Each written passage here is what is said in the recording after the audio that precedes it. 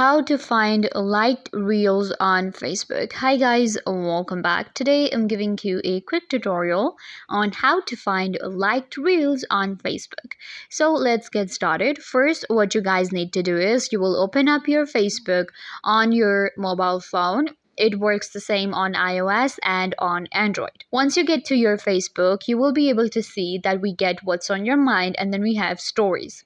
You will just switch to reels right here, and it'll show you the reels from your friends and your following and followers. So here you just have to open up one of the reels. So I'm just gonna go ahead and open this one up. And then we have this option at the top right corner, profile option. Click on it and it'll open up your reel profile for you. Here we have my reels, and then we have liked. So this is where you will be able to find all of your liked reels. I do not have liked any reel, so it doesn't show any here, but this is where you will be able to find it, and you can also see your reels that you have posted. I hope that I was a big help. Don't forget to give this video a big thumbs up, leave a comment down below, turn on bell notification, and subscribe to YouTube channel.